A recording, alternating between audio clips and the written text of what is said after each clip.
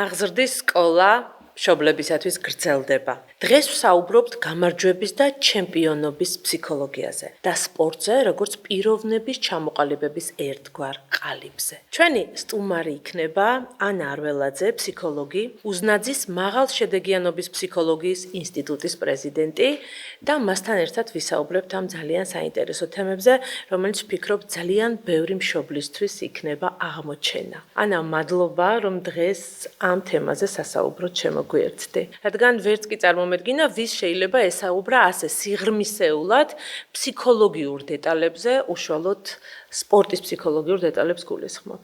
მოგესალმებით, მივესალმები მსმენელს და მაყურებელს. პირველ რიგში მიხარია ძალიან ამ პოდკასტის არსებობა. გულშემატკივრობ და ასევე ძალიან მიხარია, რომ ყოველთვის საჭირო ნიშნულოვან და აუცილებელ თემებს აჟღერებთ მშობლებისთვის, იმიტომ რომ ეს ძალიან მნიშვნელოვანი მისიაა და გრძნობ, რომ ეს პოდკასტიც ამ მისიას ემსახურება. ძალიან დიდი მადლობა. პრინციპში თემები, რომლებზეც ვსაუბრობ, ეს არის ის თემები, რომლების მოსმენაც ძალიან მნიშვნელოვანი იყო და იქნებოდა ჩემთვის, რომ მომესმინა მაშინ, როცა დედობას ვიწყებდი. ამიტომ როგორც ხდება ხოლმე ჩვენ ცხოვრებაში და ხშირად ჩვენს ბავშვობაში, რა დანაკლისებიც გვაქვს, შემდეგ ამ დანაკლისების შევსებით შეიძლება ბევრი კარგი რამ გავაკეთოთ, თუმცა შეიძლება რაღაცეებიც დავაზიანოთ. აი მაგალითად ძალიან ხშირია დამეთანხმები, რომ მშობლები თავიანთ დანაკლისებს თუნდაც სპორტთან მიმართებაში თუ სხვადასხვა აქტივობებთან მიმართებაში თავიანთ აუსრულებელ ოცნებებს შემდეგ არეალიზებენ ხოლმე შვილებში, რაც ყოველთვის გამართლებული შეიძლება არ იყოს. თუმცა მოდი დავიწყოთ ამაზე საუბარი. ჩემპიონობის ფსიქოლოგია. საინტერესოა, რომ ჩემპიონობა არ არის მხოლოდ ასოცირებული სპორტთან. ჩვენ ხშირად უკავშირებთ რაღაცნაირად ესეთი აღქმა გვაქვს, რომ აუცილებლად იქ ტიტული, აუცილებლად იქ წოდება და ასე შემდეგ.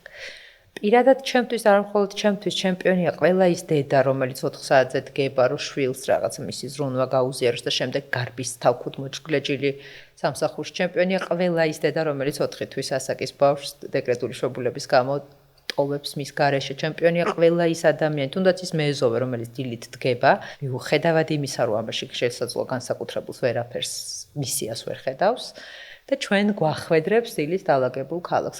აბსოლუტურად ყველა ის ადამიანი, რომელიც აკეთებს ისეთ საკითხს, რომელიც შესაძლოა იმ მომენტში საერთოდ არ უნდა გააკეთოს, რომელიც რაღაცა გარკვეულწილად ბარიერს გადალახავს. ეს შეიძლება იყოს მსახურება, ეს შესაძლოა იყოს რაღაცა ნებისმიერი საქმე.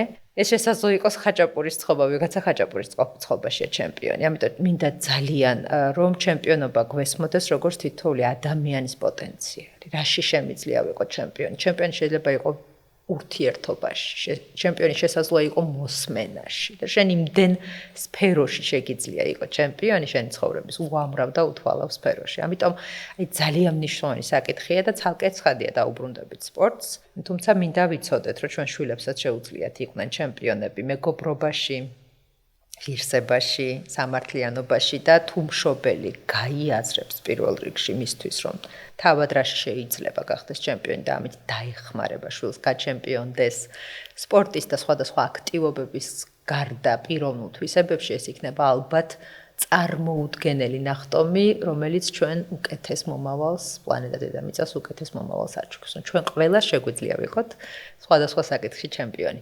სხვა საკითხია უკვე სპორტული ჩემპიონობა, იმიტომ რომ იქ უდიდეს სტრესთან გვაქვს შეხება, ეს სტრესი არის უწყვეტი სტრესი. სპორტსმენს ნებისმიერი გამარჯვების შემდეგ არა აქვს ფუფუნება იმის, რომ საკმარისი დრო გამოიყენოს ძალების აღსადგენას. მას უწევს ჯერ კიდევ დანაკლისის მდგომარეობაში ბრძოლა, ჯერ კიდევ დანაკლისის მდგომარეობაში რაღაცა ძალისხმევის ჩადება და ეს საკმაოდ რთულია გარედან, რასაკვირველია ჩვენ როგორც გულშემატკივრები ძალიან მარტივად ვხედავთ ამ ყველაფერს და ჩვენს აღქმის მიღმა რჩება ის ურთულესი ეტაპები, რასაც გადიან და სპორტსმენი პირველ რიგში არის ის ადამიანი, რომელიც უამრავი მარცხის მიუხედავად კიდევ მზად არის, მასში არის განწყობა, რომ მან მისი სათქმელი თქვას, მასში არის განწყობა, რომ მან მისი ხელთ არსებული რესურსები და გამოცდილება გამოიყენოს.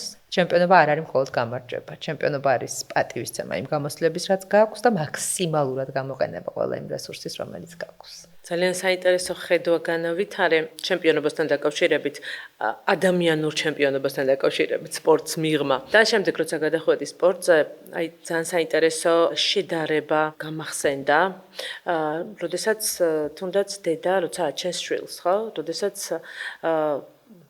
გონია რომ თავარი დასრულდა, თუმცა თავარი მერე იწყება, ხო? მერე ის 4 საათზე რო გეღვიძება. როცა ჯერ ძალები არ აქვს აღდგენილი და ყველაზე მთავარი მაშინ უნდა დაიწყო. მნიშვნელოვანია კი, ნამდვილად ძალიან მნიშვნელოვანია ამ კუთხით შევახედოთ მშობლებსაც და ნებისმიერ ადამიანს, ვისაც თუნდაც სპორტში უნდა ჩემპიონობა, იმ მშობელს, რომელსაც უნდა რომ თავისი შვილისგან აუცილებლად დიდი ადამიანი გამოიყვანოს ან წარმატებული. ძალიან მნიშვნელოვანია ვიცოდეთ რომ მართლა ჩემპიონები შეიძლება ბევრ რამეში ვიყოთ და ბევრ ისეთ რამეში, რომელიც ტაშის გარეშე რჩება და სიგელებს მიღმა, იმიტომ რომ ეს თავარია, მე მგონი, ცხოვრებაში და აბსოლუტურად გეთანხმები, რომ პლანეტა დედამიწაზე უკეთესი იქნება ცხოვრება, ასე რომ ვხედავდეთ ამ ყველაფერს. ნამდვილად. ანა, როდესაც მშობლები იღებენ გადაწყვეტილებას ბავშვი მიიყვანონ სპორტზე. ძალიან ხშირად მსმენია მშობლებისგან, რომ ბავშვებს არ ყოფნით ნებისყოფა, რომ მალე ბეზრდებათ. აი, სად არის ის ზღვარი, როდის შეიძლება უკვე დავყაროთ, ასე ვთქვათ, ფარხმალი, ან ბავშვის ნებას აუყვეთ. სად არის ზღვარი, რამდენი თვე ჭირდება ბავშვს იმისთვის, რომ გაუგოს გემო, ეს არის თუ არა მისი გზა. პირველი და ყველაზე დიდი შეცდომა, რასაც უშვებთ და პირადად მე მაქვს საკუთარ თავზე გამოცდილი ეს რაღაც არასწორი მიდგომა. ეს არის, როდესაც იმდენად ძლიერი სურვილი გვაქვს შვილი ვაზიაროთ სპორტის ხელოვნებას, რომ მოლოდინს ვუქმნით ცოტა გადაჭარბებულად. იქამდე მისაყვანად, ოღონდ იქამდე წამოვიდეს, ოღონდ ეს იყოს მისი სურვილი. მე ჩემი ვაჟი, 4 ქალიშვილის და 1 ვაჟის დედა ვარ და ამიტომ როგორ ველოდი რომ ფეხბურთი მიყვარს ძალიან და მეოთხეა, რიგით მეოთხეა ჩემი ვაჟი, როგორც კი გახდა 5 წლის, აი ყველაზე ესე საგულდაგულოდ ავარჩიე, სად უნდა მიმეყვანა, ავარჩიე მწვრთნელი, რაღაცა მოლოდინები შევუქმენი, ეს იყო 5 წლის წინ დაახლოებით. და აღმოჩნდა რომ 1 თვე იარა, ძალიან ბედნიერი იყო, ძალიან გახარებული, შეიცვალა მწვრთნელი 1 თვის შემდეგ და მან თქვა უარი რომ მე აქ ვივლი, იმიტომ რომ მე მასთან მომწონდა. ეს ჩემი შეცდომა იყო, იმიტომ რომ მას არ დავანახე სტრესის მდგომარეობა, მას შევუქმენი მოლოდინი, რომ ყოველთვის ის მწვრთნელი ეყოლებოდა, მას შევუქმენი მოლოდინი, რომ იქ იყო ძალიან დიდი კომფორტი. ეს ჩემი პატარა გამოცდილების გაზიარება, თუმცა ნახეთ ხშირად უფრო მეც ვაშავებთ, როდესაც ბავშვებს სპორტს ვაჩვენებთ, როგორც მხოლოდ სიამოვნების წყარო. როგორც კი აი ეს სიამოვნება მთავრდება და ხედავენ, რომ იქ კი არ თამაშობს, ჯერ იქ ვარჯიშობს, მხოლოდ 10 წუთი თამაშობს, მას ავუხსენით, რომ მას ჰქონდა მოლოდინი, რომ მთელი საათნახევრის განმავლობაში ბურთთან ექნებოდა შეხება, მეგობრებთან ითამაშებდა, მის აი ამ უნარებს წარმოაჩენდა, ამ შემთხვევაში თუ ფეხბურთზე ვისაუბრებთ და ყველაზე ხშირი წარუმატებლობა დგება მაშინ, როდესაც ბავშვი არ არის მზად, მას არ აქვს განწყობა, რომ პირველი ნაბიჯები სპორტში და არა მხოლოდ პირველი ნაბიჯი ზოგადად, მანამ სანამ შეყვარებასთან ივა, სანამ შეუყვარდება სპორტი, არ უნდა შევუქმნათ გადაჭარბებული მოლოდინი, ისინი იმუნურნი უნდა იყვნენ, რომ მას შესაძლოა ჰქონდეს დაღლილობის შექმნება, მას შესაძლოა მოიწყინოს. ეს როდესაც ბავშვმა იცის წინასწარ, ის გაცილებით უფრო მედეგი და გამძლეა, რეზისტენტულია იმ ცდუნების მიმართ, რომ დანებდეს და მალე დაანებოს ცდელობას თავი. რაც შეეხება თვითონ ეტაპს, შეყვარების ეტაპს, ძალიან ინდივიდუალურია. ჩვენ ვიცნობთ ბავშვების სხვადასხვა კატეგორიას, არიან რისკიანი ბავშვები, ვისაც იმდენად უყვარს რისკი, რომ ის მზად არის ელოდოს იმ შესაძლებლობას, როდესაც გარისკავს და ყველაფრისთვის მზად არის, ოღონდ ეს სიამოვნება მიიღოს რისკის, ხო? არიან ბავშვები, ვისაც ეშინია შედარების, იმიტომ რომ თუნდაც მწვრთნელის არასწორი დამოკიდებულება შესაძლოა მის ცხოვრებაში იქცეს საბედის წეროდ, როდესაც ახალბედა ბავშვს ადარებენ მას, ვინც უკვე დიდი ხანია სპორტს თამაშობს და აქ ვერ ვაიძულებთ იმ გარემოში, თითქოს გაჩერდეს ბავშვს, რომელსაც არ აქვს გამკლავების უნარი, ის ვერ უმკლავდება აი ამ პროცესს და შესაძლოა ყოველი სპორტზე წასვლის წინ მას ჰქონდეს ძალიან დიდი პროტესტი. ოპტიმალურად ითვლება, რომ დაახლოებით 2 თვე მაინც გჭირდება იმის. ხადია, კიდევ ერთხელ ხაზგასმით აღვნიშნავ, ყველა ბავშვი ინდივიდუალურია და ისე მიჭირს ხოლმე ზოგადი რეცეპტის გაზიარება, იმიტომ რომ შესაძლოა ჩემს ერთ შვილზე ეს რეცეპტი მუშაობდეს, მაგრამ დანარჩენზე არ მუშაობდეს. ამიტომ ძალიან როგორ გითხრათ, თავშეკავებულად ვაზიარებ ასეთი ტიპის ინფორმაციას, თუმცა ბავშვს უნდა თხოვოთ სანამ სპორტზე შევიყვანთ, რომ დაახლოებით 2 თვე მაინც გაჩერდეს, თუ არ მოუნდება 2 თვის შემდეგ გამოვიყვანთ. რატომ ნახეთ, თანამედროვე სამყაროში ბავშვებს აქვს ნაკლები მოთმინების უნარი. ნეიროლოგიურად მათ თავის ტვინში სრულიად სხვა პროცესებია. ჩვენ რო შევადაროთ თანამედროვე ბავშვი, თუნდაც დინამოს ნაკრების ჩვენი საბჭოთა კავშირის დროინდელი დინამოს ნაკრების ფეხბურთელს, იმდენად დიდი სხვაობა, ჩვენს თავის ტვინში უბრალოდ სხვა წყობა, სხვა განვითარება, დიჯიტალიზაცია, ჩვენ შვილებს ყველაფერი სურთ სწრაფად, ისინი არ არიან მზად დიდი ხანი დახარჯონ შედეგის მოლოდინში. ამიტომ ძალიან მიჭირს ამ თუნდაც 2 თვიანი ინტერვალზე საუბარი, იმიტომ რომ ეს არის ძალიან ინდივიდუალური საკითხი და ცხადია სპორტის სახეობებში ჩვენ პირველ რიგში ჩემი სპორტსმენების გამოცდილებიდან ვიტყვი, ერთ-ერთი პირველი შეკითხვა, რომელსაც ჩემ სპორტსმენს ვეკითხები და ვსვამ ჩვენს ინდივიდუალურ სესიაზე არის ის, საიდან მოხვდი სპორტის ამ სახეობაში. 99.9% პასუხი არის, რომ მამამ მიმიყვანა, ან ბიძამ მიმიყვანა და ძალიან მცირე პროცენტული ალბათობაა, რომ ვუყურე ტელევიზორში და მომინდა მეც ამ სპორტით დაკავება. წარმოუდგენლად დიდი სხვაობა და უმცირესია იმ სპორტსმენთა რიცხვი, ვისაც ძალიან მოუნდა თვითონ და მშობელი აჰყვა მის სურვილს და შეიყვანა სპორტის იმ სახეობაზე, რომელსაც ბავშვს სურდა სიარული. აქაც როგორი მომენტია, ნახეთ, გოგონებს უშლიან ფეხბურთის თამაში, იმიტომ რომ ჯერ კიდევ არის ეს რაღაცა გენდერულად სპორტის სახეობებთან დამოკიდებულება მშობლის მიერ, მაგრამ მადლობა ღმერთს ჩვენ გვყავს ქალი სპორტსმენები, მათ შორის საბრძოლო ხელოვნებაში არ შემეძლია არ აღვნიშნო პირველი ჩვენი ქალი მსოფლიო ჩემპიონი ძიუდოში ეთერ ლიპარტელიანი, რომელიც მართლა იქცევა გოგონებისთვის ნიმუშად და მაგალითად, რომ ქალსაც აქვს უფლება დაკავდეს იმ სპორტის სახეობით, რომელიც არის ძალისმიერი და მას შეუძლია იყოს ჩემპიონი ამ მიმართულებით. ეს ძალიან დიდი გარღვევა, ეს არის ძალიან დიდი გარღვევა არქეტიპული და კოლექტიური ცნობიერების თვალსაზრისით. ჩვენ რა საკვირველია იმერს წარმოვადგენთ, სადაც ყავდა ჩვენ ამურწალი ქალები, მებრძოლი ქალები, საოცარი ნარატივია კულტურული, მაგრამ თანამედროვე საქართველოს ისტორიაში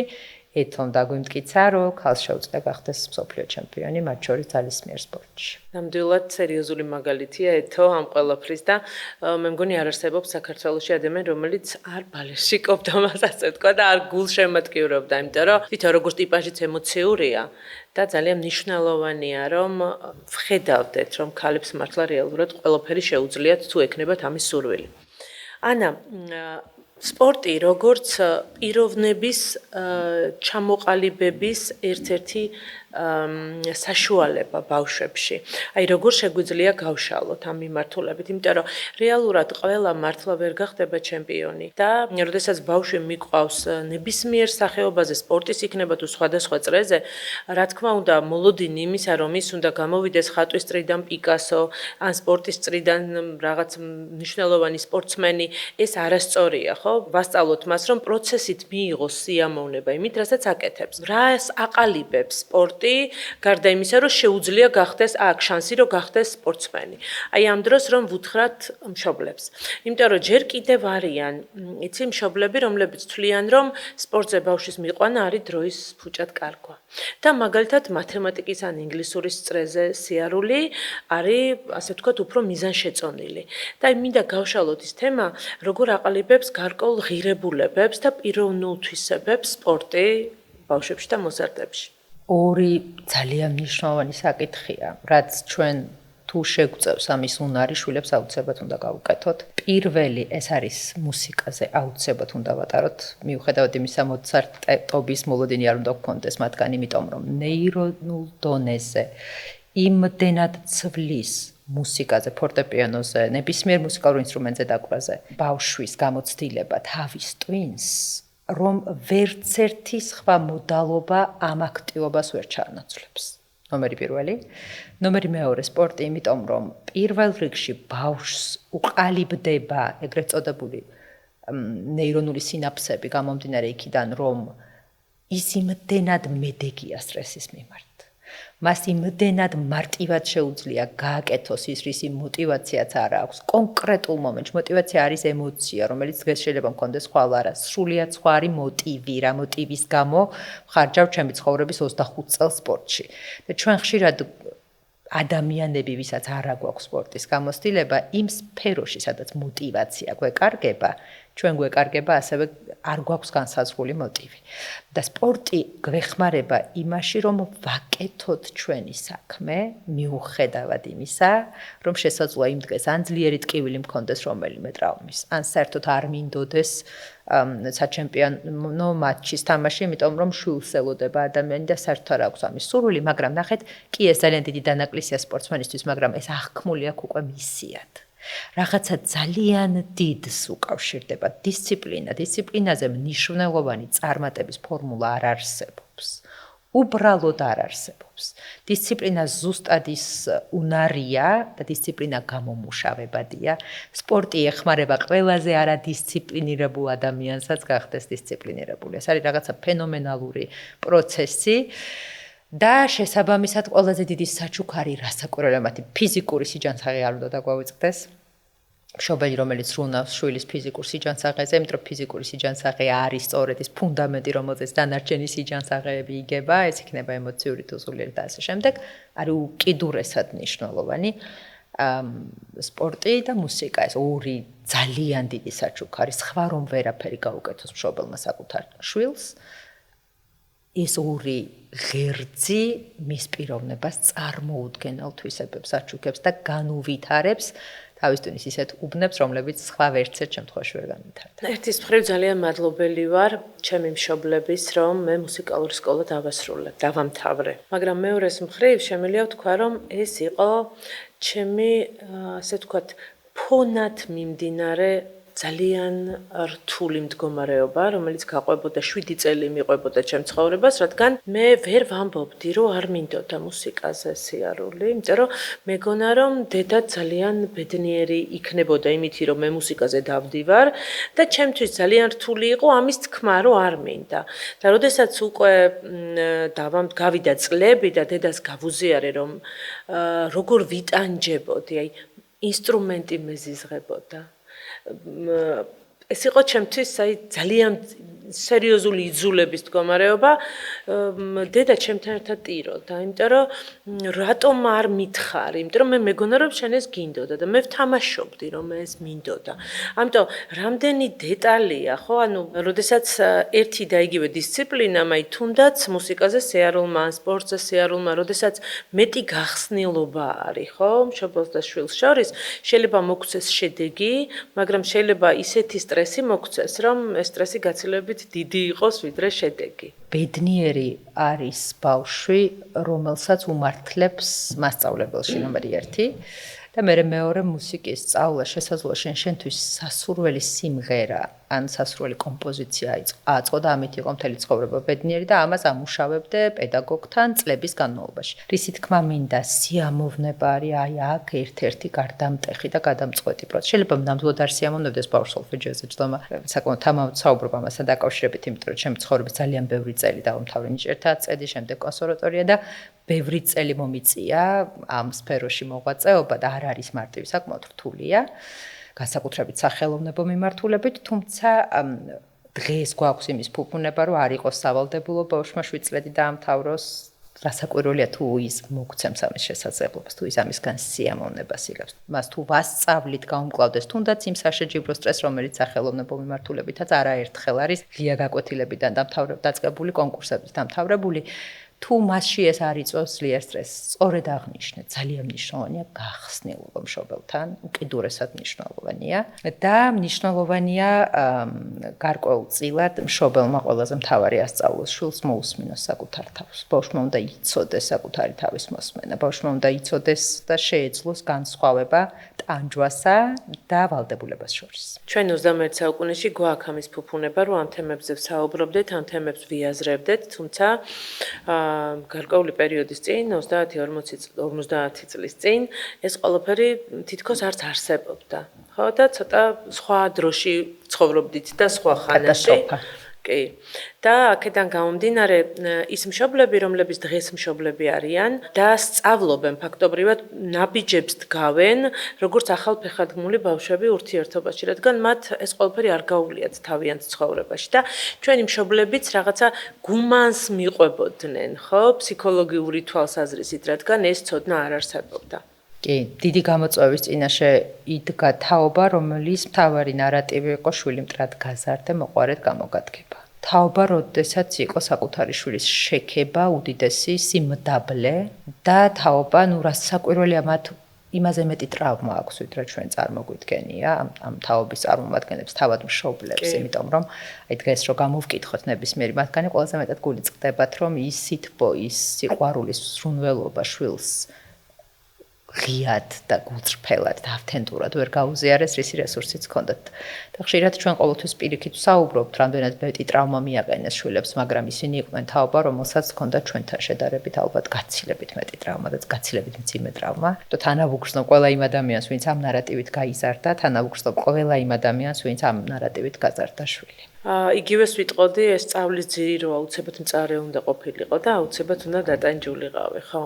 და ამ ყველაფერზე იზრდებოდა ეს თაობა. ანა, როგორც ახსენე, არ გიყვარს რეცეპტები და აბსოლუტურად გეთანხმები, თუმცა მე ვფიქრობ, რომ ჩვენი პოდკასტიდან, ვიღაცა სხვა თავისი პოდკასტიდან, ვიღაც ტელეგადაცემიდან, ვიღაც წიგნიდან, ყველა ჩვენ გამოცდილებებს ვაზიარებთ და რეალურად გააზრებული მშობლობა, რაც არის ნამდვილად არის ჩვენი პოდკასტისთვის პოპულარიზაციის საგანი, სწორედ იმას მოიაზრებს, რომ მშობელს, როდესაც აქვს საშუალება ბევრი განსხვავებული აზრი მოისმინოს, მას შეუძლია სხვადასხვა რეცეპტები მოარგოს თავის სიტუაციას და თავის ინდივიდუალური რეცეპტი გამოიყვანოს. კი, ამიტომ მაინც მინდა რომ რაღაცნაირად მიუახლოვდეთ ამ საკითხს, რჩევების მიცემას, არა იმიტომ რომ ეს არის უნივერსალური და ერთადერთი რჩევა, იმიტომ რომ ეს იქნება ერთ-ერთი ვარიანტი, რომელიც მათ შეიძლება მოსინჯონ იმ უნიკალურ პიროვნებასთან მიმართებაში, რომელიც არის მათი შვილი. როგორ აღმოვაჩინოთ, არის თუ არა ჩვენ შვილში, ასე ვთქვათ, ჩემპიონი სპორტსმენი, რომ არც დავკარგოთ ეს ნიჭი და არც ძალადობა მოვახდინოთ მას. მოდი გითხარი რამე რეცეპტთან მიახლოებული ან ჩამონათვალიან რჩევა. საინტერესო რა არის? იმდენად ბევრი ეტაპი აქვს ბავშვებს გასავლელი, მანამ სანამ მოახდენენ პრეზენტირებას, წარმოჩენას მისი შესაძლებლობების, თუნდაც ნებისმიერი სახეობის სპორტში, იმიტომ რომ ჯერ უნდა ისწავლოს, ჯერ უნდა რაღაცა ინსტინქტი გახსნას, არიან თვითნაბადი, დაბადებულია უკვე ის ჩემპიონად, იმდენად ენდობა ინსტინქტებს და ამ ინსტინქტებს ისე მიჰყავს გამარჯვებისაკენ, რომ არაფრის სწავლა მას არ სჭირდება. ხო, არიან ბავშვები, ვისაც ეს პირველი საფეხურები აუცილებლად გასავლელი აქვს და ძალიან რთულია ამ ეტაპზე. სტატისტიკურად რო შევხედოთ და კინეული და შემზარავი სტატისტიკა 10 ბავშვზე ერთს აქვს მარადონას მონაცემი, მაგრამ ამას ჩვენ ვერ ვხედავთ და ვერ ვიყენებთ, იმიტომ რომ არ გვჭირა. ყველაზე მნიშვნელოვანი საკითხი რა არის, იცით, ჩვენ ბეწვის ხიდზე უნდა გავიდეთ, მაშინ როდესაც მშობელი შვილს შთააგონებს, რომ ის ჩემპიონად არის დაბადებული და პირიქით მშობელი, რომელსაც საერთოდ არ სჭერა შვილის არანაირი შესაძლებლობის. ეს არის ორი ყველაზე დიდი ტრაგედია. მშობელი, რომელიც შვილს აძლევს და აკეთებს დაშვებას, რომ შესაძლოა მის შვილს საერთოდ არ არის ჩემპიონობისათვის დაბადებული. შესაძლოა არის ჩემპიონობისათვის დაბადებული. ყველა ძლიერი სპორტსმენის უკან აუცილებლად დგას მშობელი, რომ ერთი მშობელთა კატეგორია, რომელმაც მათრახით მიაღწია იმას, რომ შვილი არის ჩემპიონი, მეორე მშობელთა კატეგორია, რომელიც შვილს კი არ არიგებდა, მხოლოდ შვილს უსმენდა და მოსმენის დახმარებით, აი ამ გაზიარების დახმარებით. რომ აი ამ სპორტში შენ რომ მიიყვანე და რაღაცა ერთი თვის თანხა გადაიხადე და აღჭურვილობა უყიდე, ეს არ გაძლევს იმის უფლებას, რომ აიძულო შვილი მრავალი წლის განმავლობაში, რადგან ეს რაღაცა ინვესტიცია გააკეთე, აი ამ ბავშვმა თავისი ცხოვრება იქნებ საერთოდ სხვა სპორტის სახეობაშია ამომავალი ვარსკვლავი. ჩემი ყველაზე მნიშვნელოვანი რჩევა, რომ ბავშვმა ბევრი სხვადასხვა სპორტი უნდა სცადოს. ბევრი სხვადასხვა დახელოვნების წრე უნდა სცადოს. ხადია, მე ისე მიჭირს ამას რომ ვამბობ, მაშინ როდესაც ოჯახები უკიდურესი დუქჭირეს ებრძვიან და მათი მთავარი გამოწვევა არის რაღაცა კვირის განმავლობაში რასაკვები შესთავაზონ შვილს. ამიტომ უზომოდ მიჭირს, როდესაც აი ასეთი ტიპის რეკომენდაციას გავცემ განსაკუთრებით იმ მშობლებთან, ვისაც ამის არანაირი მატერიალური შესაძლებლობა არ აქვს, მაგრამ თუნდაც ეზოს ჩვენ ვიცით, რომ გენიალური ფეხბურთელები დეკემბერში შევხვდი ფიგუს და არასოდეს დამავიწყდა, მე არ ვიცოდი, რომ რამდენმა კლუბმა თქვა მასზე უარი, რამდენჯერ და სრულიად ეს ქუჩაში მოთამაშე ფიგუ აიყვანეს და დღეს ვიცით რა დონის მსოფლიო ლეგენდაა და უმეტესობა მათგანი, ხო? რისი თქმა მინდა. კიდევ ყველაზე მნიშვნელოვანი დეტალი, რაც მადლობა ამ კითხვის დასმისთვის, რომ ეს დეტალი გამახსენდა, რა არის იცით ძალიან მნიშვნელოვანი და ძალიან საყურადღებო. მშობელი, რომელიც შვილის წარუმატებლობას საკუთარ თავს მიაწერს, ეს არის კიდევ დამატებითი სასჯელი, იმიტომ რომ შენ შვილთან ურთიერთობის ფუფუნება მოგეცა გარკვეული დროით, შენ უბრალოდ ხარ მისი კელაპტარი, რომელმაც რაღაცა დროის განმავლობაში განსაკუთრებით უნდა ანათო, რომ იყო რაღაცა მეგზური გაუკვალავზე ატარო შენი შვილი და გაუკვალო. არავითარ შემთხვევაში მშობელმა შვილის წარმატება საკუთარ პროდუქტად და არც შვილის წარუმატებლობა არ უნდა აქციოს. ჩვენ აი აქ გვეშლება ძალიან ბევრი მეც როგორც მშობელს, იმიტომ რომ ხშირად გვაქვს ეს ეგოს თამაშით ცდუნება, რომ აი ჩემი შვილი თუ წარმატებულია, ხედავ რომ აი მე რო ესე სწორად მოვიქეცი, სწორი ინვესტირება გავაკეთო, ეს როგორი კარგი ვარ მე რომ ჩემი შვილი არის ასეთი. ჩემი მათრახის დამსახურება. ამიტომ მინდა უმორჩილესად ვთხოვო მშობლებს დაუფასონ შვილებს ის, რასაც აკეთებენ. უმორჩილესად მინდა ვთხოვო, რომ არ დაუშალონ ის, რაც ბავშვს სიამოვნებას ანიჭებს. მე მახსოვს ხოლმე ძალიან არ მიყვარდა, გიждდებოდი მათემატიკაზე. მათემატიკა ჩემთვის იყო ყველაზე დიდი სიამოვნება განტოლებების ამოხსნა პირობითად და აი რვეულს რო ვავსებდი, ვიყავი ყველაზე ბედნიერი და მათემატიკის მეცადინეობის პროცესში რომ მეძახდნენ, რომ მუსიკა მქონდა სამეცადინო, ეს იყო ჩემთვის აი ერთ-ერთი ოღონდ აი ეს პროცესი, ეს სიამოვნების პროცესი ჩემთვის არავის არ შეეწყვეტინებია და საოცრება გავაკეთე, როგორც კი კონსერვატორია დასრულდა ჩემი ცხოვრების ეს ეტაპი, პირველი რაც გავაკეთე, ჩავაბარე საბანკო მენეჯმენტზე, იმიტომ რომ აი ეს პროტესტი რაც ბავშვობიდან მქონდა, აი ამით თითქოს ეს პროტესტი, ხომ მაშინ ვერ ვაცნობიერებდი, პატარა ვიყავი 18 წლის. 18 ნუ სადღაც ეს 20 წლის და პირველი რაც გავაკეთე, გავიქეცი ციფრებისკენ, იმიტომ რომ ეს იყო ჩემი ბავშვური დანაკლისი, რომ მე მათემატიკიდან ესე ამიყვანდნენ ხოლმე და მუსიკის მეცადინეობის დრო იყო. ამიტომ აცადეთ თქვენ შვილს, თუ კომპიუტერული მეცნიერებები გარკვეულწილად რობოტექნიკა დიდ სიამოვნებას ანიჭებს, არ ჩათვალოთ, რომ ეს არის დროის ფუჭის კარგვა, მის შემოქმედებით უნარს ჭირდება მან აკეთოს ის, რაც სიამოვნებას ანიჭებს. ცხადია დროითი რეგლამენტი უნდა იყოს განსაზღვრული და დაცული, მაგრამ უმორჩილესად მინდა ვთხოვო მშობლებს, მე თუ მგონია რომ ჩემი შვილი მოჭადრაკე უნდა გამოვიდეს ჭადრაკში მსოფლიო ჩემპიონი და ლეგენდა, ამ დროს შესაძლოა ჩემ შვილში იმალება ჩოგბურთის უდიდესი ლეგენდა და მას ამის უფლებას არ ვაძლევ. ყველაფერი მოასინჯეთ. თუ არ გაქვთ ჩოგანი რაღაცა სხვა ინსტრუმენტით წარმოასახვინეთ, რომ მას შეუძლია ამ დროს ითამაშოს. ან რაღაცა ინსცენირება. ჩვენ ვიცით, რომ მატერიალური სიდუქჭირი არ გვაძლევს იმის ფუფუნებას, რაღაც ნივთები შევუძინოთ, მათ შორის სათამაშოები საკუთარ შვილებს, მაგრამ წარმოსახვით, ხან ჩოგბურთი ათამაშეთ, ხან ჰოკეითი დატვირთეთ, ხან ნაგიდის ტენისი და ასე შემდეგ. ანუ ნებისმიერი სპორტი უნდა დააგემოვნოს ბავშვს. ხოლო ამის შემდეგ შემიძლია ვთქვა, რომელი არის ჩემი საყვარელი კერძი, როდესაც მრავალ კერძს დავაგემოვნებ. სხვა შემთხვევაში ჩვენ შეიძლება ძალიან დიდი შეცდომა დავუშვათ და ძალიან დიდი ვარსკვლავი წავართვათ კაცობრიობას, იმიტომ რომ ჩვენი ხედვა გქონდა რაღაცნაირად დავტვირთეთ ბავშვი მხოლოდ სპორტის ამ მიმართულებით და დანარჩენში არ მივეცით იმის ფუფუნება და იმის უფლება, რომ დაეგემოვნებინა სპორტის სხვა სახეობა. სხვა შორს ერთი საინტერესო ისტორია გამახსენდა. ვატარებდი ტრენინგს ერთ-ერთ კლინიკაში. სამედიცინო პერსონალისთვის იყო გათვლილი ეს ტრენინგი და ვსაუბრობდით ზოგადად პოზიტიურ ფსიქოლოგიაზე. და იქ იყო ესეთი ძალიან საინტერესო შემთხვევა. იყო ეხოსკოპიის ორი კაბინეტი და ერთთან მუდმივად იდგა რიგი და მეორე კაბინეტში არასდროს არავინ არ იყო. და როდესაც შემდეგ განვიხილეთ უკვე ტრენინგზე სხვადასხვა საკითხები, მათ შორის განვიხილეთ, რომ ეს პროფესია ვინ აირჩია თავად და ვის აურჩიეს მშობლებმა. და აღმოჩნდა, რომ ის ქალბატონი, რომლის კაბინეტთან არასოდეს არავინ არ იყო და ყოველთვის ცარიელი იყო მისი კაბინეტი, ეს იყო ქალბატონი, რომელსაც უნდოდა ბალერინობა. მაგრამ მამა მარდარ თუ ამის ნება და უთხრა რომ ბალერინობა არის არასერიოზული პროფესია და ძალიან რთული და რომ ექიმობა არის გაცილებით სერიოზული პროფესია და მისთვის საკადრისი. და შესაბამისად ის ქალბატონი ყვებოდა რომ რა კარგია რომ ის გახდა ექიმი და არა ბალერინა და მაშინ მახსოვს გული დამწყდა და არ გავუსვი ხაზი იმას რაზეც ახლა ვსაუბრობ რომ ის შეიძლებოდა ყოფილიყო გაცილებით უკეთესი ბალერინა დიდი ალბათობით იქნებოდა რადგან ბალეტზე როცა საუბრობდა მაშინაც კი როდესაც უკვე 60 წელს იყო მიტანებული მისი თვალები იყო ანთებული და იმ ექიმის კაბინეტში რომელშიც ის იჯდა მამის ხათრით ის იჯდა ძალიან სევდიანი და თავის თავს ამართლებდა რომ მაინც ექიმი გამოვიდა და ეხმარება ადამიანებს რომლებსაც არ უნდათ მისი დახმარება ეს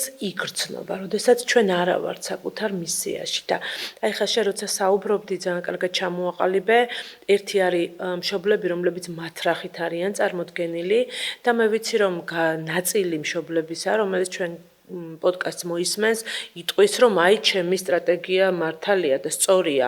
ამიტომაც ჩემი შვილი არის წარმატებული ან გახდება წარმატებული გარკვეული ესეთი ძალისმიერი მეთოდების გამოყენების დახმარებით, თუმცა აქ კიდევ ძალიან მნიშვნელოვანია, როდესაც ადამიანი შეიძლება იყოს წარმატებული სპორტში, მაგრამ იყოს ძალიან უბედური. და აი არჩევანი უნდა გავაკეთოთ. იმიტომ რომ მე ძალიან ძვირიჯდება ამის რეაბილიტაცია, როდესაც ძალისმიერი მეთოდებით ვიღაცამ მათრახით მიგიყვანა მიზნამდე. შენ ალბათ ხვდები ხოლმე, ხო, მსგავს ადამიანებს და გაგვიზიარე მათი გამოცდილება. საოცარი რა არის, იცი, როდესაც ჩვენ გადავდივართ იმ გაღებული მსხვერპლის დაფასებაზე, რომელიც გაღებული აქვს. და უბრალოდ ვერ გააცნობიერა აქამდე აი ამ მსხვერპლის გაღების მნიშვნელოვანება. შესაძლოა მას არ უყვარდა ეს სპორტი, მაგრამ როდესაც დაანახებ, რამდენი რამე გაქვს ამ სპორტის სახეობისთვის გაკეთებული. აი ამ მსხვერპლის ცოტა ისეთი ხმამაღალი ნათქვამია, მაგრამ სპორტსმენები მიმიხვდებიან რას გულისხმობ. აი ამ გაღებული მსხვერპლის აღიარება სხვაგვარად გაახლოვებს სპორტთან. და ეს არის ძალიან მნიშვნელოვანი ესეც შიდა პროცესია. ეს პროცესი გარედან არასდროს არ ხდება. ამ პროცესს ვერავინ ვერ დაგანახებს თუ შენ არ იგრძენი, რომ შენი ცხოვრების რაღაცა ძალიან დიდი ნაწილი გაქვს დათმობილი და თუ ამ მომენტში შენ არ შეგიყვარდა პირიქით ამ გაცნობიერებამ შენ მის მიმართ ის გაგიჩინა. ყველაფერი გააკეთე, ოღონდ იქ აღარ იყო, სადაც არ არის შენი ადგილი. და კიდევ რა არის იცი, ძალიან მნიშვნელოვანი დეტალი, ყველაზე მეტად რაც მაშინებს და მაფრთხობს, მშობლები შვილებს კონკრეტულ როლებთან აიდენტიფიცირებენ. მაგალითად, ბავშვი თუ არის კარგი ფეხბურთელი, მის ცხოვრებაში, მისი ცხოვრება დგას მხოლოდ საფეხბურთო შედეგებზე. მისი ღმერთმა ყველა დაიფაროს, თუნდაც ერთთვიანი ტრავმა ასეთი ბავშვისთვის არის უკიდურესი სტრესი. შესაძლოა ამ სტრესისგან მას ძალიან გაუჭირდეს დამოუკიდებლად გამოსვლა. უნდა ვერიდოთ იდენტიფიკაციას როლებთან, უნდა დავეხმაროთ შვილებს, რომ მათ იდენტიფიკაცია ჰქონდეთ საკუთარ პიროვნულ თვისებებთან. აი ნახეთ დღეს როგორ სამართლიანად მიიღე ეს გადაწყვეტილება, ნახეთ დღეს როგორი შორს მჭრეტელი იყავი, როგორი გონივრული არჩევანი გააკეთე. ბავშვი უნდა იდენტიფიცირებდეს არა რომელიმე პროფესიასთან, არა რომელიმე სფეროსთან, არამედ ის უნდა იდენტიფიცირებდეს იმ უნარებთან, იმ პიროვნულ მაჩვენებლებთან, რაც აქვს, იმიტომ რომ არის უდიდესი დანაშაული და უდიდესი სევდა ახლავს თან ეგზისტენციალური კრიზისი ყველა ადამიანის სიცოცხლეში არის გარდაუვალი, როდესაც ის ხვდება, რომ ფეხბურთელის გარდა მასში რაღაც სხვა რჩება და განსაკუთრებით, როდესაც ასრულებენ აქტიურ სპორტულ კარიერას, კარი უმძიმესი ეს გარდამავალი ეტაპი, მაშინ, როდესაც ადამიანი სრულად არის იდენტიფიცირებული პროფესიასთან და მშობლებს მეც ჩემს თავს მინდა შევახსენო. ყველაფერს, რასაც ვაზიარებ ამ პოდკასტის დახმარებით და შენი არაჩვეულებრივი კითხვების დახმარებით, ვუზიარებ და ვახსენებ ასევე საკუთარ თავს, ამიტომ არავინ არ ჩათვალოს, რომ რაღაცნაირად დამრიგებლური ტონით, არამედ ჩემს თავსაც ვახსენებ იმას, რასაც ვსაუბრობ და რასაც ვაზიარებ და ამაში ვარ აბსოლუტურად უწრფელი. ეს ძალიან მნიშვნელოვანი აღიარება, იმიტომ რომ რაც ვიცით და რაც შეცოდნა, რომელიც შევიძინეთ, ხშირად უნდა გავუჟღეროთ საკუთარ თავს, იმიტომ რომ საზოგადოება ხშირად სხვაგან გვითრევს. და ყოველდღიური ჩვევები, ან ის პატერნები, რომელიც მოყვება, შეიძლება თუ არ გავუჟღერეთ ჩვენ თავს, მე ძალიან ხშირად მქონია ეს მომენტი, პოსტებს ხშირად მეუბნებიან ხოლმე, რომ აი პოსტი, რომელიც დაწერე, პირდაპირ ჩემზე იყო და რეალურად პოსტების 90% არის ხოლმე შეხსენება საკუთარ თავს, რომ არ დამავიწყდეს, სად ვარ, სად მოვედი და საით უნდა ვიარო. ანუ ფაქტობრივად სწორება ჩემი თავისთვის, ჩემ თავზე. და აი ძალიან მნიშვნელოვანია ის, რასაც შენ ამბობ, რომ ვინმე არ ჩათვალოს, რომ ჩვენ ვიღაცას ზევიდან ვუყურებთ, არა. ჩვენც იქ ვართ, შეიძლება ძალიან ბევრი სისუსტე გქონდეს, კიდევ უფრო მეტი ვიდრე სხვას, მაგრამ აქ გააზრებული მშობლობა, რომელზეც ვსაუბრობ, ზუსტად იმას ნიშნავს, რომ ვიცოდეთ, რომ არ ვართ იდეალურები, გავიაზროთ და ვისწავლოთ. საკუთარი თავისგან, საკუთარ შეცდომებზე, სხვის შეცდომებზე და რაც მთავარია, გვახსოვდეს, რომ ეს სიცოცხლე ბავშვები, რომელიც ჩაგვაბარეს ცოტა ხნით, ასე ვთქვათ, არ არის ჩვენი საკუთრება და რა თქმა უნდა, ძალიან მომეწონა ეს ხაზგასმა, რომ ბავშვის წარმატება არ უნდა მივიწეროთ საკუთარ თავზე. იმიტომ რომ ხშირად არის ხოლმე, როდესაც ბავშვები თვლიან, რომ ეს წარმატება მხოლოდ მათი მშობლების დამსახურებაა.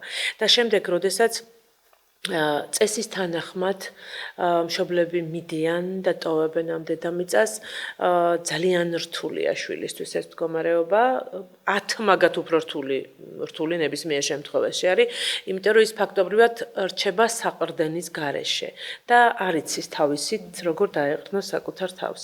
ამიტომ ეს ხაზგასმა მინდა ამაზე კიდევ ერთხელ გავაკეთო, რაზეც შენ ისაუბრე. დიდი მადლობა და აუცილებლად ჩვენ ერთი სფეროს წარმომადგენლები ვართ ამ შემთხვევაში და ხშირად დარწმუნებული ვარ გექნება გამოცდილება, რომ შენ შვილს რა უჭირს, როცა ამდენი რაღაცები იცი პროფესიიდან გამომდინარე. ყველა მშობელს მინდა სრული პასუხისმგებლობით ვთქვა, რომ მიუხედავად იმისა, რომ ძალიან ბევრი რამ ვიცი, შესაძლოა მათზე გაცლებით მეტი შეცდომა დაუშვა და ყველაზე მეტად მშობელს შვილთან დისტანცია ეზრდება და მათ შორის უბსკული ჩნდება მაშინ, როდესაც მშობელს ეშინია შეცდომის დაშვების. ჩვენ მშობლობას ვსწავლობთ და სწორედ ჩვენი შვილები არიან ჩვენი ყველაზე დიდი მასწავლებლები ამ პროცესში, იმიტომ რომ მათი დახმარებით ჩვენ რაღაცა სრულიად ახალ ფენებს ვიცვლით, ტყავს ვიცვლით, ფერის ცვალების რამდენ ეტაპს გავდივართ ძალიან ძნელად დასათვლელია, ამიტომ მშობელს ყველაზე მეტად აახლოვებს შვილთან იმ შეცდომის აღიარება, ან შეცდომის შიშის აღიარება, რომ იცი რა არის ამ კითხვაზე არ ვიცი როგორ გიპასუხო. ხშირად ჩვენ ვცდილობთ, რომ ჩვენი ეს გამოცდილება დემონსტრაციულად მოვახსენოთ, რომ მე შენზე მეტი გამოცდილება მაქვს, ამიტომ ვიმსახურებ, რომ დამიჯეროთ. ძალიან რთულია, იმიტომ რომ ჩვენც ვართ ადამიანები, ჩვენ გვაქვს ჩვენი მანკიერებები, ჩვენ გვაქვს ჩვენი მხარვეზები, შეცდომები, მიუხედავად იმისა, როცა ზუსტად იცი, როგორ უნდა მოიქცე ემოციური არსებები ვართ და ხანდახან შენმა დეფიციტურმა ემოციურმა მდგომარეობამ ხელი შეიძლება შეგიშალოს, რომ ზუსტად ისე მოიქცე კონკრეტულ სიტუაციაში, როგორც საჭიროა. ამიტომ არ შეგეშინდეთ მშობლებო შეცდომების დაშვების და არ იფიქროთ, რომ თქვენი რომელიმე შეცდომა თქვენ შვილს ძალიან ძვირი დაუჯდება. გულისხმობ რაღაც ესეთი არჩევანში გაკეთებული შეცდომა, იმიტომ რომ რაც არ უნდა გავაკეთოთ ჩვენ, მაინც იმ სცენარით განვითარდება ცხოვრება, მაინც იმ პროფესიას აირჩევენ ჩვენი შვილები, რაც უნდა აირჩიონ. მაინც იმ პროფესიის წარმომადგენლები იქნებიან, მაინც იმ მისიას ემსახურებიან, რომელი მისიითაც ამ სამყაროში მოვიდნენ, ამიტომ ზედმეტი პასუხისმგებლობა და ზედმეტი დაძაბვა პირიქით ჩვენს შორის უბსკულს გააჩენს. გაცილებით უფრო ჰოლისტურად, სულიერად მივყვეთ უნდა ამ გზას, როგორც შენ ახსენე, რომ დროებით იგიდები ვართ, დანარჩენს ჩვენი შვილები ჩვენგან დამოუკიდებულა და აუცილებლად თავის გასაკეთებელს გააკეთე. ანა, აუცილებლად მინდა შევეხო შენს ერთ-ერთ როლს, როგორც არის 5 შვილის დედოფალ. და მინდა რომ ამ მიმართულებითაც ვისაუბროთ, იმიტომ რომ თუ დისციპლინა არ აქვს, თუ არ აქვს მენეჯმენტი, ხო, თვით დისციპლინა და თვით მენეჯმენტი შეიძლება ერთ შვილსაც ვერ გაუმკლავდე. ხო და ვერ დაალაგო მასთან ერთად, რომ ერთი შვილი ყავდეს მოვლილი, თუ სამსახურში დადიოდნენ, ძალიან გავამარტივე. კი, მაგრამ არიან ადამიანები, რომლებიც მუდმივად შვილებს თუნდაც აძახებენ, რომ მე შენ რომ გაგზარდი, ამიტომ არ მაქვს კარიერა. და მე მათ ახლა მინდა ვუთხრა აქედან, თუ ჯერ არავის არ უთქვამს, დარწმუნებული ვარ, რომ სმენია მსგავსი რამ, რომ ეს ასე არ არის. თუ შენ გაქვს სურვილი, ხო, შენ შეგიძლია მოასწრო ძალიან ბევრი რამ. და გარდა ამისა, ჩვენ ვიცით, რომ ძალიან მნიშვნელოვანია დედის განვითარება, ძალიან მნიშვნელოვანია, რომ დედას კონდეს თავისი ადგილი ცხოვრებაში, იმისთვის, რომ შვილებს დამოუკიდებლად განვითარების საშუალება მისცეს. აი, მოდი ეს თემაც განვიხილოთ, როგორ ახერხებ 5 შვილის შემთხვევაში, ასევე თვითმენეჯმენტს, თვითდისციპლინას და ზოგადად დისციპლინას. აუცილებლად უნდა გავუსვა ხაზი, რომ არაჩვეულებრივი ადამიანები მყავს ცხოვრებაში, ვინც მეხმარებიან, იყო დრო რო არ იყო ჩემ ცხოვრებაში ის ეტაპი, რომ შეზღუდული დროიდან გამომდინარე ასეთი ხელშეწყობა არ მქონია, როგორიც ახლა მაქვს. მახსოვს მაგისტრატურა რო დავამთავრე, რიგით პირველი მაგისტრატურა, ჩემს ჯგუფელებთან ერთად რო გამოვედით უნივერსიტეტიდან, ვიდექი და ცხარეცრემლით ვტიროდი. იმიტომ რომ მახსოვს იმ პერიოდში, ეს იყო დაახლოებით ალბათ 14 წლის წინ, 18 ბევრია ძალიან. 13-14 წლის წინ წარმოუდგენლად რთული იყო, იმიტომ 2 მცირეწლოვანი 2 წლის და 1 წლის ბავშვი მყავდა მაშინ. აი ამ ლექციებზე სიარული სამსახურის შემდეგთან, მოკლედ აი უკიდურესად რთული პერიოდები მაქვს გავლილი და მაშინ არ მქონდა ასეთი ხელშეწყობა, როგორიც დღეს მაქვს. მადლიერი ვარ ყველა იმ ადამიანის, ვინც მეხმარება და მონაწილეობას იღებს ჩემი შვილების ცხოვრების მენეჯმენტში.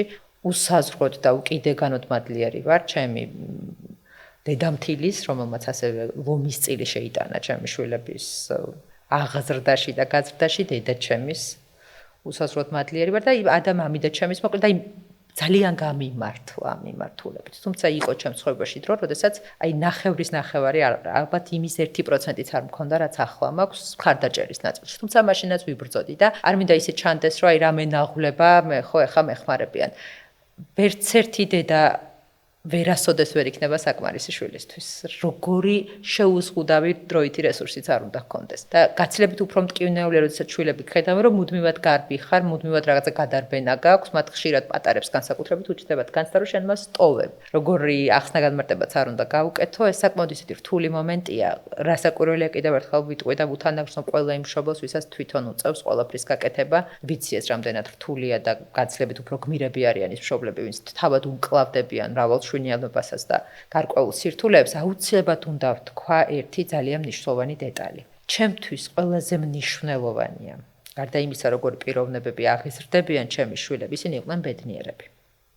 ჩემთვის ამომავალი წერტილი არის ჩვენი ურთიერთობა ასოცირებული იყოს ემოციური მიმოცვლა იყოს მადლიერება. პირველ რიგში მადლიერების კულტივირება ხდება, რწმენა ძალიან მნიშვნელოვანია ჩვენთან ეს ტრადიციები გვაქვს ესეთი ყოველი ძილის წინ ნაკურთხი ზეთის ცხებათან მე ლოცავს ყოველთვის ჩემი შვილები პირიქით ხდება ხოლმე როგორც წესი ჩვენ ცოტა სხვა ნარატივი გვაქვს და ამ ყველაფერში ალბათ ყველაზე მეტად მეხმარება ღმერთი და რწმენა, იმიტომ რომ ყოფილა შემთხვევა რომ შტატებში მიწევს მუშაობა ონლაინ რეჟიმში და ღამის 4 საათზე რომ შეიძლება დაასრულოს სესია და დილის 7 საათზე რომ ბავშვების სკოლისთვის უნდა მოამზადო, ეს რასაკვირველი არ არის მარტივი ემოციურად, მაგრამ იმდენად დიდი მადლიერებით ვაკეთებ იმას, რასაც ვაკეთებ. არ აქვს მნიშვნელობა რომელ სფეროს ემსახურები, არ აქვს მნიშვნელობა ამ სფეროდან როგორია შენი უკუგება ფინანსური შეიძლება ესე დავარქვათ.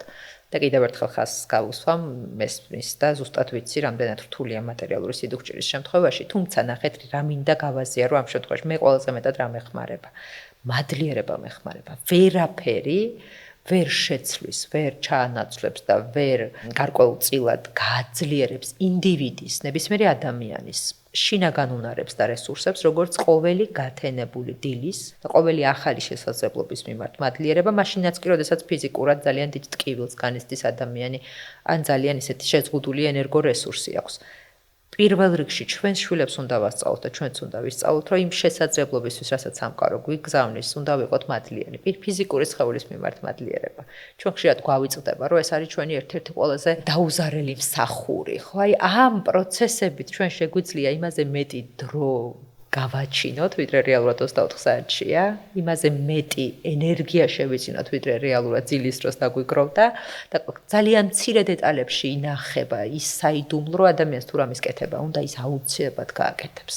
მთელი 9-მთა და 9 ზღვარო დადგეს მის წინაშე. ამიტომ მშობლებს მინდა ვთხოვო, ძალიან დიდი ტვირთია, როდესაც ჩვენ შვილებს ვკიდებთ ჩვენს განუხორციელებელ სურვილებს და ოცნებებს. ძალიან ვამძიმებთ მათ აი ამ ხვედრით, რომ ისინი ხდებიან თითქოს დამნაშავენი, წეგან როგორც ახსენე, ძალიან მნიშვნელოვანი აქცენტია, რომ თითქოს ჩემს არარეალიზებულ სურვილებში მთავარი დამნაშავე არის ჩვენი შვილები. ამიტომ ყველაფერი გააკეთეთ იმისთვის, რომ ეს ტვირთი საკუთარ შვილებს არ აღკიდოთ. ონლაინ არის უამრავი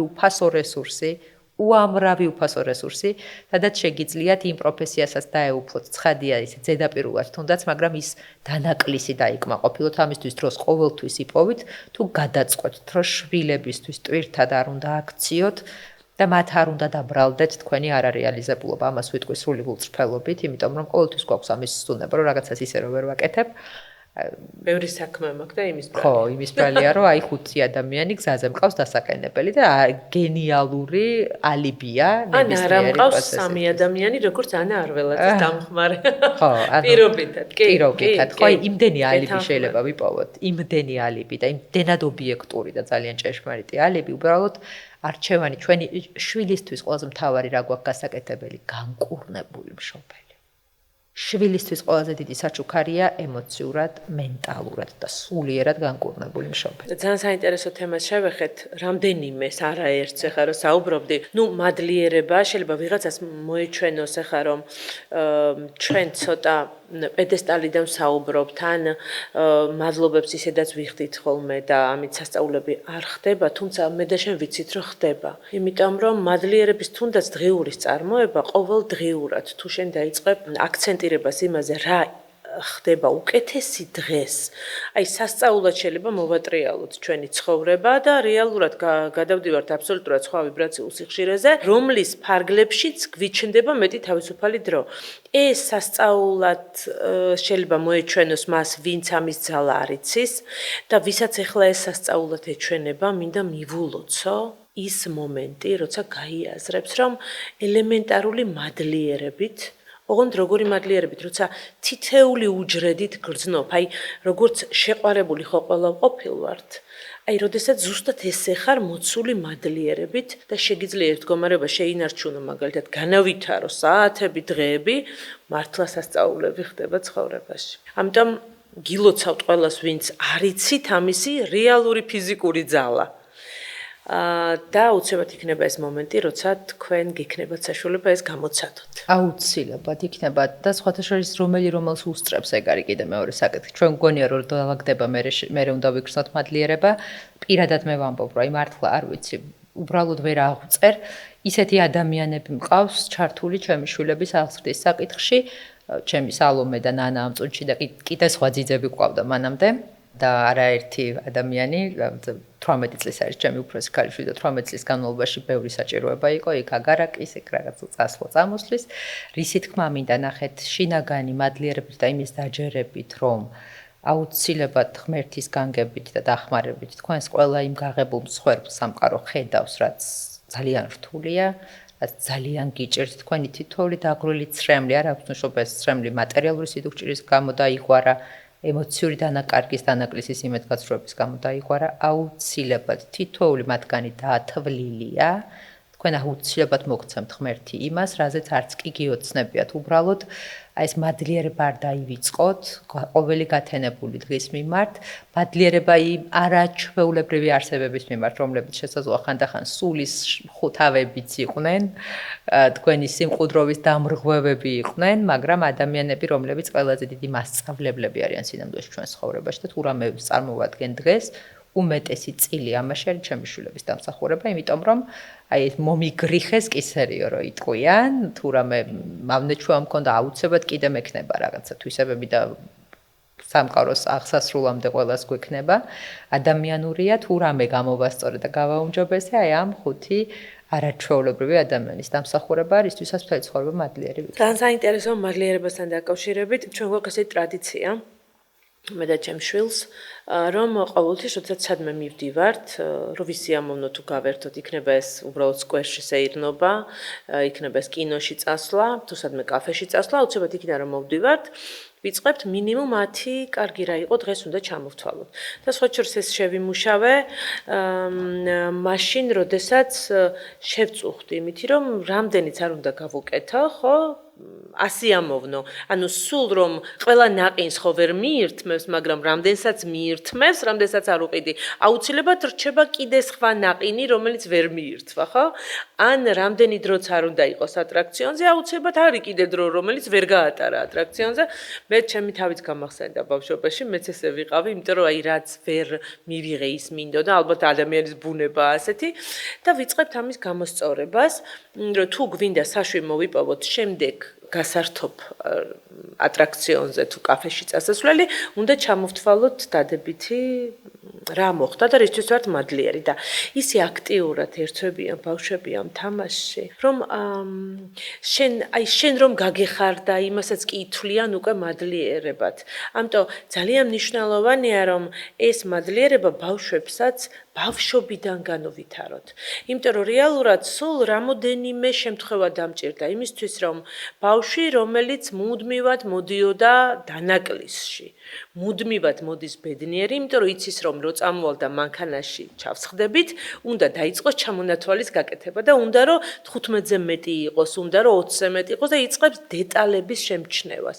აი რეალურად ამ დეტალების შემჩნევისგან შედგება მადლიერება, რომელიც ძალიან მნიშვნელოვანია, რა თქმა უნდა, ჩვენი შვილებისთვისაც. გენიალურია, რომ მინუსიდან პლუსზე გადააქვს უკვე აქცენტი დანაკლისიდან იმ სისავსეზე, რაც განიცადა და ეს არის ალბათ ძალიან მნიშვნელოვანი მომენტი, რომ აი შვილებს ზუსტად აი ამ შენი ფანტასტიკური და გენიალური მიგნებით ძალიან ბევრ რამეს ვაჩუქებთ, ეს უფრო ღირებულია, ეს უფრო მეტად ყარ ემოციურად დამტევ ადამიანს გამარჯვებასაც უნდა დატევ. გამარჯვებასაც სჭირდება სივრცე. ჩვენ მგონია რომ არცხი არის რთული დასატევი, მაგრამ ბავშვები, რომლებიც აი ასეთი ღირებულებებით იზრდებიან, მათ გამარჯვების დატევის გაცილებით მეტი სივრცე აქვს და გამარჯვებას ნამდვილად სჭირდება დატევა. მოდი ეს თემა გავშალოთ, იმიტომ რომ ადამიანები, რომლებიც ვერ იტევენ გამარჯვებას, მათ შეიძლება კონდეთ უკან დახევის გაუაზრებელი სურვილი ან ქმედება, როდესაც თუნდაც ვსაუბრობთ რაღაცის ჩემპიონობაზე, როცა ვსაუბრობთ რაღაც დიდ გამარჯვებაზე, მიზნის მიღწევაზე. რა შეიძლება ითქეს ამის უკან? მართლა ფენომენალური პროცესია ამის უკან დგას იმდენად დიდი გაუცნობიერებელი პროგრამები, საგვარეულო სოლიდარობის პროგრამებს ვეძახით. და ეს პროგრამები იმდენად განსაზღვრავს კოლექტიური არაცნობიერის დახმარებით ადამიანის შედეგს, რა შედეგს იღებს მის თითოეული არჩევანით. ყოფილა შემთხვევა, რომ აი სპორტსმენმა უნდა გაიტანოს უკვე მისი ცხოვრების გოლი და იმ მომენტში ტრავმა დგება. ან რაღაცა ძალიან მნიშვნელოვანი მთელი ცხოვრების ნაღვაწი უნდა დაამტკიცოს კონკრეტული მანევრით და იმ მომენტში რაღაცა უშლის ხელს. ეს სოლიდარობის პროგრამები ხშირად ვლინდება რა მხრივ და ცოტა რთულია, თუმცა ვეცდები რომ გავშალო. მაგალითად, თუ ადამიანი თვლის, რომ ის ოჯახურ სისტემაში ყველა წინაპარი იყო წარუმატებელი, მას არაცნობიერად უჩნდება სოლიდარობის განცდა, თითქოს ამშვიდებს ამით საგვარეულო სისტემას და ეუბნება, რომ ნუ ღელავთ არც მე არ ვიქნები თქვენგან განსხვავებული.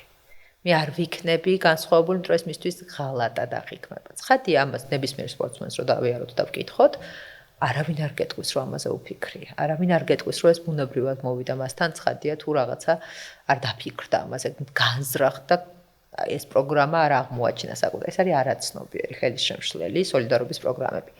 უფრო მეტსაც გეტყვით, ხშირად ხდება ხოლმე რომ პირიქით ჩემპიონია მშობელი და შვილი უწევს სოლიდარობას რომ გაუცნობიერებად მშობელი ან წინაპარი და ეს სოლიდარობის პროგრამა არის რომ გპირდები რომ მხოლოდ შენ იქნები საგვარეულოს ჩემპიონი. ყველაფერს აკეთებს ცნობიერად, მრავალწლიანი მსხვერპლ შეწირვა მისი აი ამ რესურსით და ძალისხმევით, შედეგი არ დგება. რომ არ გადაახტეს მშობელს. რომ არ გადაახტეს მშობელს, ერთი არის ის, რომ შეუნარჩუნოს მშობელს მისი წარმატების პედესტალი, მეორე არის ის, რომ მან არ მიატოვოს სისტემა, ის არ იყოს სისტემისგან განსხვავებული. იმდენად ფაქიზი და ნატიფი შრები აუცილებლად უნდა ვახსენო ასევე რწმენის მნიშვნელობა საოცარია და იმდენად საინტერესო პროცესია, როდესაც ამაში სიღრმეში ჩავდივართ, ჩემთვის ერთ-ერთი ყველაზე საინტერესო მაჩვენებელი არის როგორ ფიქრობ, რასაც შეიძლება იყოს ღმერთი ნაწყენი და ხო გაცნობიერებული ეს არასდროს არა აქვთ და აი ამ პროცესში რომ მივდივართ, თუ იქ არის ასევე რწმენასთან დაკავშირებული წარმოდგენა, რომ აი მაშინ რაღაცა ღმერთს უღალატიან,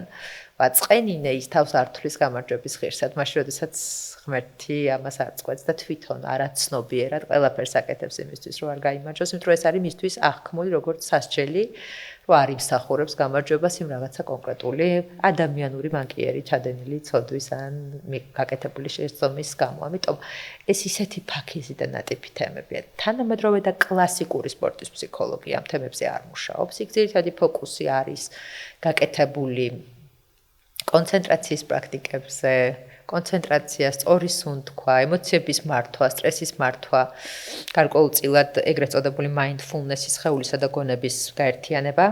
თანამედროვე სპორტის ფსიქოლოგია ძირითადად ორიენტირებულია გამძლეობის, მედეგობის, სტრესის მართვის, ემოციების რეგულაციის პრაქტიკებზე და ეს უკვე არის სიღრმის ფსიქოლოგია. ეს უკვე არის იგივე განწყობის თეორია, რომელიც არის გენიალური ინსტრუმენტი დაეხმარო სპორტსმენს აღმოაჩინოს ის ფიქსირებული არაცნობიერი განწყობები, რომელიც მის ცხოვრებას რაღაცა შავი ღრუბლის ანარეკლად დაჰყვება და არ აძლევს გამარჯვების, არ აძლევს საკუთარი რესურსების გამოყენების შესაძლებლობას. ამიტომ ის მიმართულება, რა მიმართულებითაც მუშაობთ, არის ძალიან ჰოლისტური. მიყავხარ ღმერთთან, გაბრუნებს საკუთარ თავთან, არ ქმნის შენს ახალ ვერსიას, შენ გაძლევს შესაძლებლობას გახდე ის, ვინც დაიბადე. ხარ სინამდვილეში. ძალიან საინტერესოა ეს ყველაფერი და შეგვიძლია უსასრულოდ ვისაუბროთ. იმიტომ რომ ჩემთვისაც და შენთვისაც ეს თემა და ეს თემები ძალიან საინტერესოა, თუმცა უნდა დავასრულოთ იმისთვის რომ მე ისევ გავაგრძელოთ ყველაფერი სრულდება. მნიშვნელოვანი შეჯამება მინდა გავაკეთო კიდევ ერთხელ, აი ვისაუბრეთ ჩვენ თუნდაც ჩვენ ოჯახურ სისტემაზე. და იმ ერთიანობაზე, რომელსაც ქვია ოჯახი და ეს ერთიანობა ძალიან ძლიერია მიუხედავად იმისა, ვიაზრებთ ამას თუ არ ვიაზრებთ, ვიცით ამის შესახებ თუ არ ვიცით. და მე მინდა ვისურვო და ვუსურვო ჩვენს თითოეულ მსმენელს და მაყურებელს, რომ ოჯახი მათთვის იყოს ის ციხესიმაგრე, რომელიც დაიცავს და არა ის ციხესიმაგრე, რომელშიც ის იქნება ჩაკეტილი და მოქცეული. შევეცადოთ ჩვენი შვილებისთვის ასეთი ოჯახური მემკვიდრეობა შევქმნათ. მე ამას ვისურვებდი.